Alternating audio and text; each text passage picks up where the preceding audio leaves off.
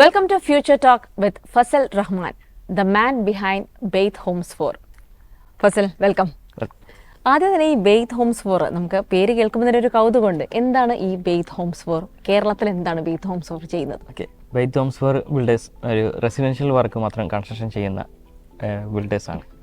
ഇന്ന് കണ്ണൂർ ടു എറണാകുളം വരെയാണ് നമ്മൾ കൂടുതലായിട്ട് ഫോക്കസ് ചെയ്യുന്നത്. അതിൽ റെസിഡൻഷ്യൽ വർക്കിൻ്റെ ടോട്ടൽ ബഡ്ജറ്റിൻ്റെ എമൗണ്ടിൻ്റെ പകുതി എമൗണ്ട് വർക്കിംബിളിലും ബാലൻസ് വരുന്ന പകുതി എമൗണ്ട് 50 മാസ തവണകളായിട്ട് തിരിച്ചടക്കാമെന്നുള്ള രീതിയിൽ ഒട്ടും പലിശയില്ലാതെ ഈ ഒരു ഇതാണ് നമ്മുടെ ഒരു ഇത് വരുന്നത്. ഫസൽ, ഈ പലിശയില്ലാതെ തിരിച്ചടയ്ക്കുക എന്ന് പറയുമ്പോൾ ഇന്ന് പല സ്ഥാപനങ്ങളുടെ ഒരു നിലനിൽപ്പ് എന്ന് പറയുന്നത് അവർ എമൗണ്ട് ഉണ്ടാക്കുന്നത് ഈ പലിശയിലൂടെയാണ്. അപ്പോൾ അതെങ്ങനെയാണ് ബെയ്ത്ത് ഹോംസ് 4 വർക്കാവുന്നത്?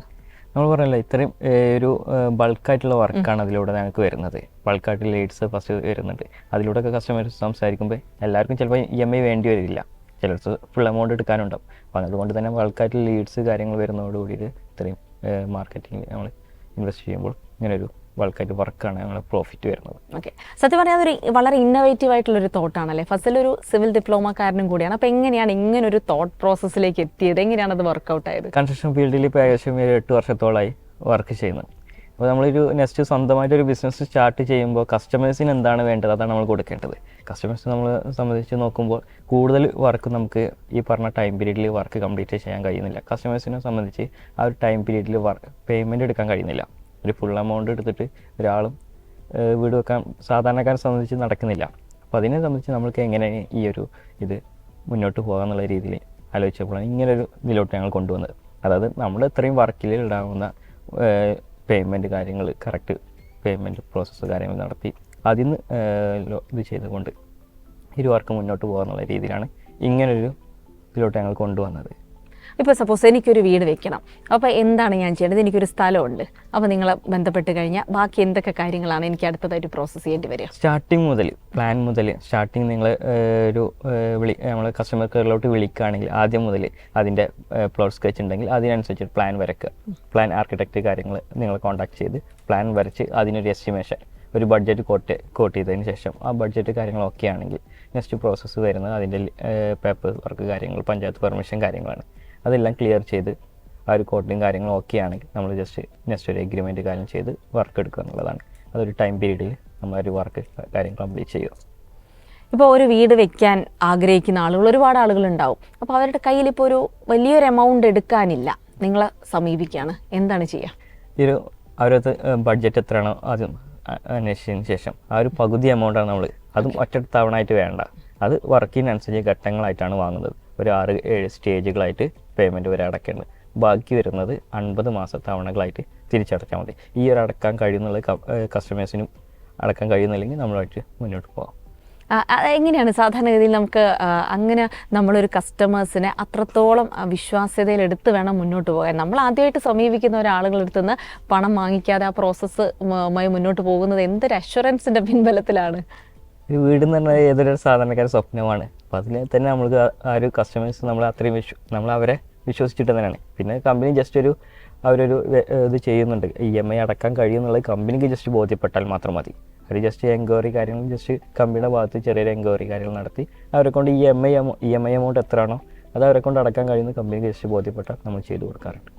ഫസൽ, ഇപ്പോൾ നമുക്കറിയാം ഒരുപാട് തട്ടിപ്പുകളൊക്കെ നടക്കുന്നുണ്ട്. അപ്പോൾ പകുതി വിലയ്ക്ക് വീടെന്നൊക്കെ പറയുമ്പോൾ സ്വാഭാവികമായിട്ട് നമ്മൾ അതിലെന്തോ ഒരു കെണിയില്ലേ എന്ന് നമ്മൾ ചിന്തിക്കും, ആരായാലും ചിന്തിച്ചു പോകും സ്വാഭാവികമായിട്ട്. അപ്പോൾ അങ്ങനെ കുറേ ആരോപണങ്ങളൊക്കെ കേട്ടിട്ടുണ്ടാവില്ല, അവരോട് എന്താണ് പറയാനുള്ളത്? ഞങ്ങൾ ഏതൊരു കസ്റ്റമർ ആദ്യം വിളിക്കുമ്പോൾ ഫസ്റ്റ് അവരോട് പറയാറ് ഞങ്ങൾ ചെയ്തുകൊണ്ടിരിക്കുന്ന വർക്കുകൾ ഇന്നിപ്പോൾ കണ്ണൂർ ടു എറണാകുളം ജില്ല വരെ എല്ലാ ഏരിയയിലും ഏകദേശം 260ഓളം റണ്ണിങ് പ്രൊജക്റ്റ് ഇന്ന് ഞങ്ങൾക്ക് നടക്കുന്നുണ്ട്. അതുകൊണ്ട് തന്നെ എല്ലാ ഏരിയയിലും നമുക്ക് വർക്കുണ്ട്. ഡയറക്റ്റ് പോയിട്ട് ആ സൈറ്റ് കാര്യങ്ങൾ പോയിട്ട് ഡയറക്റ്റ് അവർക്ക് ക്ലയൻറ്റായിട്ട് മീറ്റ് ചെയ്യാം. ഞങ്ങൾ അവർ ഓൾറെഡി ഉള്ള കസ്റ്റമേഴ്സായിട്ട് എങ്ങനെയാണെന്നുള്ളത് അവർക്ക് ഡയറക്റ്റ് ബോധ്യപ്പെട്ടതിന് ശേഷം മാത്രം നമുക്ക് വർക്ക് കാര്യങ്ങൾ തന്നാൽ മതി എന്നാണ് ഏതൊരു കസ്റ്റമറോടും ഫസ്റ്റ് വിളിക്കുമ്പോൾ ഞങ്ങൾ പറയാറുള്ളത്. ഇപ്പോൾ ഒരു വീടുണ്ടാക്കാൻ ആഗ്രഹിക്കുന്ന ഒരാൾ ഇപ്പോൾ ഒരു പ്ലാനായിട്ട് വരണോ അതോ പ്ലാൻ അടക്കം ഉണ്ടാക്കി കൊടുക്കുക, ഏത് സ്റ്റേജിലാണ് അവരോട് സഹായിക്കുക? ചില കസ്റ്റമേഴ്സിനെ സംബന്ധിച്ച് ഓൾറെഡി പ്ലാൻ ഉണ്ടാവും. ആ പ്ലാൻ ഉണ്ടെങ്കിൽ അതിനനുസരിച്ചിട്ട് അതിന് പ്ലാൻ എലിവേഷൻ ഉണ്ടെങ്കിൽ അതിനനുസരിച്ച് ഒരു ബഡ്ജറ്റ് കാര്യങ്ങൾ കോട്ട് ചെയ്യും. അതല്ലെങ്കിൽ നമ്മൾ ആദ്യം മുതൽ പ്ലാൻ ഉൾപ്പെടെയുള്ള എല്ലാ കാര്യങ്ങളും ചെയ്ത് അതിൻ്റെ ബഡ്ജറ്റ് കാര്യങ്ങൾ പറഞ്ഞു കൊടുക്കാറ്. ചില കസ്റ്റമേഴ്സ് പ്ലാനും ഫൗണ്ടേഷൻ അടക്കം കഴിഞ്ഞിട്ടുണ്ടാവാം. അങ്ങനെയാണെങ്കിൽ അതിൻ്റെ ബാക്കി ഉള്ള വർക്കുകളും ഈ ഒരു സ്റ്റേജിലാണ് നമ്മൾ കൂടുതലായിട്ട് ചെയ്യാറ്. നമുക്കറിയാം കേരളത്തിലെ ആളുകൾ വീടിനെ പറ്റി പലതരത്തിലുള്ള സങ്കല്പങ്ങളുള്ള ആളാണ്. ചില ആളുകൾക്ക് വളരെ ലക്ഷൂറിയസ് ആയിട്ടുള്ള വീട് വേണ്ടി വരും, ചില ആൾക്കാർക്ക് മിതമായ നിരക്കിലുള്ള. അപ്പോൾ ഈ എല്ലാതരം കസ്റ്റമേഴ്സിനും നിങ്ങളെ ബന്ധപ്പെടാൻ പറ്റുമോ? തീർച്ചയായും നമ്മൾ 1000 സ്ക്വയർ ഫീറ്റ് മുതൽ എത്ര സ്ക്വയർ ഫീറ്റ് വരെയാണെങ്കിലും ഞങ്ങളായിട്ട് കണക്ട് ചെയ്യാവുന്നതാണ്.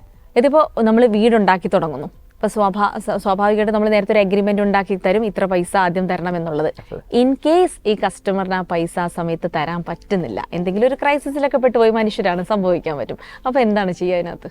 സ്വാഭാവികമായിട്ട് വർക്കിംഗ് പീരീഡിൽ പറയുന്ന ഈ ഒരു 6 സ്റ്റേജ് അതിനനുസരിച്ച് ഡിലേ വരാണെങ്കിൽ ചെറിയ ഡിലേ കാര്യങ്ങൾ വർക്കിംഗ് പീരീഡിൽ വരും. അതെല്ലാം ഇനി വർക്ക് കഴിഞ്ഞതിന് ശേഷം EMI-ലാണ് അവർ മുടക്കം വരുന്നത്. മുൻകൂട്ടിയായിട്ട് കമ്പനി അറിയിക്കുകയാണെങ്കിൽ ഒരു 3-4 മാസം വരെ നമ്മൾ ഹോൾഡ് ചെയ്യാറുണ്ട്. കാരണം ഓരോരുത്തരും മാനസിക പരിഗണന വെച്ചിട്ട് നമുക്ക് ചിലപ്പോൾ അത് ജെന്യൂൻ റീസൺ ആവാം.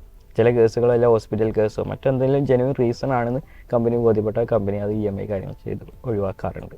തീർച്ചയായിട്ടും മാനുഷിക പരിഗണന എന്നൊക്കെ നമ്മൾ പറയുന്നുണ്ട്. പക്ഷേ ഒരു ബിസിനസ്സിലേക്ക് വരുമ്പോൾ ഈ മാനുഷിക പരിഗണന എത്രത്തോളം വർക്കൗട്ട് ആവുന്നുള്ളത്, കാരണം നിങ്ങളുടെ പ്രോഫിറ്റിന് അത് ഒരു തടസ്സമാവില്ല. അപ്പോൾ അതിനെങ്ങനെയാണ് ഓവർകം ചെയ്യുക? കൂടുതലായിട്ടൊന്നും ചെയ്യാൻ കഴിയില്ല. കാരണം ഇത് ഫിനാൻസ് കമ്പനിയോ കാര്യങ്ങളൊന്നുമല്ല, നമ്മളൊരു കൺസ്ട്രക്ഷൻ കമ്പനിയാണ്. അതിൻ്റെ ഭാഗമായിട്ട് നമുക്ക് ചെയ്യാവുന്ന എന്ന് വെച്ചാൽ EMI കാര്യങ്ങൾ, ഓട്ടോ ഡെബിറ്റ് കാര്യങ്ങളാണ് വരുന്നത്.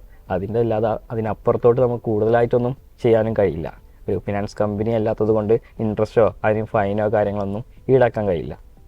കേരളത്തിൽ ഇപ്പോൾ എവിടേക്കാണ് ബെയ്ത്ത് ഹോംസ് ഫോറിൻ്റെ പ്രവർത്തനങ്ങൾ വരുന്നത്? ഏതൊക്കെ ജില്ലകളിലുള്ള ആളുകൾക്ക് ഈ സൗകര്യം ഇപ്പോൾ ലഭിക്കും? കണ്ണൂർ മുതൽ എറണാകുളം വരെയുള്ള എല്ലാ ഏരിയയിലും നമ്മളിപ്പോൾ ചെയ്യുന്നുണ്ട്. നമ്മുടെ ഓഫീസ് കാര്യങ്ങൾ വരുന്നത് എറണാകുളം ജില്ലയിൽ വരുന്നുണ്ട്, എറണാകുളത്ത് വരുന്നുണ്ട്, പെരിന്തൽമണ്ണ വരുന്നുണ്ട്, കോട്ടക്കൽ വരുന്നുണ്ട്. അതുപോലെ തന്നെ ഹൈലൈറ്റിൽ അടുത്ത മാസം മുതൽ സ്റ്റാർട്ട് ചെയ്യുന്നുണ്ട്. ഇപ്പോൾ ഇതുവരെ എത്ര വീടുകളൊക്കെ നിർമ്മിച്ച് നൽകി എത്ര ഹാപ്പി കസ്റ്റമേഴ്സിന് ഉണ്ടാക്കിയിട്ടുണ്ട്? 100 സംതിങ് വർക്കോളം ഇപ്പോൾ കംപ്ലീറ്റ് ചെയ്ത വർക്കുകളുണ്ട്. കൂടാതെ നമുക്ക് 260ഓളം റണ്ണിങ് പ്രൊജക്റ്റും ബാക്കി ഏകദേശം 100 സംതിങ്ങോളം നമുക്ക് ഇനി നെക്സ്റ്റ് എഗ്രിമെൻറ്റ് കഴിഞ്ഞ് കിടക്കുന്ന സൈറ്റുകളുണ്ട്. അങ്ങനെ ടോട്ടൽ ഏകദേശം 500 സംതിങ് വർക്കോളം നമുക്ക് ടോട്ടലായിട്ടുണ്ട്. ഇനി കേരളത്തിലുടനീളം എക്സ്പാൻഡ് ചെയ്യാനുള്ള ഒരു എന്തെങ്കിലും ഒരു ഇൻട്രസ്റ്റ് അല്ലെങ്കിൽ ഒരു പ്ലാൻ ഉണ്ടോ, അതോ പുറത്തേക്കൊക്കെ പോകാനുള്ള പ്ലാൻ ഉണ്ടോ? അങ്ങനെ എന്തൊക്കെയാണ് എൻ്റെ എക്സ്പാൻഷൻ പ്ലാൻസ് എന്തൊക്കെയാണ്? തീർച്ചയായും നമ്മളിപ്പോൾ ഫസ്റ്റ് എറണാകുളം ടു കണ്ണൂർ വരെ ചെയ്യുന്നതെന്ന് വെച്ചാൽ സർവീസ് ബെറ്റർ ആക്കുക എന്നുള്ളതാണ്. ആ ഒരു സർവീസ് ബെറ്റർ ആക്കിയതിന് ശേഷം മാത്രം അടുത്ത ജില്ലകളിലോട്ട് പോയാൽ മതി എന്നാണ് കമ്പനിയുടേത്. അതുകൊണ്ട് തന്നെ ഞാൻ നെക്സ്റ്റ് നമ്മൾ ചെയ്യുന്നത് എറണാകുളം അവിടുന്ന് അങ്ങോട്ടുള്ള ജില്ലകളിലും എക്സ്പാൻഡ് ചെയ്യാൻ തന്നെ ഉദ്ദേശിക്കുന്നുണ്ട്. അപ്പോൾ ഇനി ഭാവിയിലും വീടുകൾ തന്നെയാണോ നമ്മൾ പ്രതീക്ഷിക്കേണ്ടത്, അതോ വേറെ എന്തെങ്കിലും പ്രോജക്റ്റുകളൊക്കെ പ്രതീക്ഷിക്കാൻ പറ്റുമോ? തീർച്ചയായും അതിൻ്റെ ഭാഗത്തായിട്ട് പല ഇത് നമ്മൾ ചെയ്യുന്നുണ്ട്. നെക്സ്റ്റ് വില്ല പ്രോജക്റ്റ് കാര്യങ്ങളൊക്കെ ആയിട്ട് മുന്നോട്ട് പോകാനാണ് തന്നെ ഉദ്ദേശിക്കുന്നത്. എന്തായാലും ഇങ്ങനെ ഒരു മുന്നോട്ട് പോകുമ്പോൾ സ്വാഭാവികമായിട്ടും പലതരത്തിലുള്ള തടസ്സങ്ങൾ, ഞാൻ പറഞ്ഞതുപോലെ പണം അടയ്ക്കാൻ പറ്റാത്ത ആളുകൾ, അല്ലെങ്കിൽ നിങ്ങളുടെ ഭാഗത്തുനിന്നുള്ള പ്രശ്നങ്ങൾ, അങ്ങനെ ഒരുപാട് കാര്യങ്ങൾ നമ്മൾ മുൻകൂട്ടി കാണേണ്ടതുണ്ട്. ഇങ്ങനെ ഈ ഒരു യാത്രക്കിടയിൽ ഏറ്റവും വലിയൊരു പ്രതിസന്ധിയായി എന്തെങ്കിലും അനുഭവം ഉണ്ടോ? കൺസ്ട്രക്ഷൻ കമ്പനി ആയതുകൊണ്ട് തന്നെ അതിൻ്റെതായിട്ടുള്ള എല്ലാ കമ്പനികൾക്കും വരുന്ന പ്രതിസന്ധികൾ ഞങ്ങൾക്ക് വരാറുണ്ട്. അത് നമ്മൾ പറഞ്ഞല്ലോ, ലേബേഴ്സ് ആയാലും മെറ്റീരിയൽസ് ആയാലും. അതല്ലാതെ അതിൽ കൂടുതലായിട്ടുള്ളൊരു പ്രതിസന്ധി ഇതുവരെ വന്നിട്ടില്ല. ശരി, താങ്ക് യു.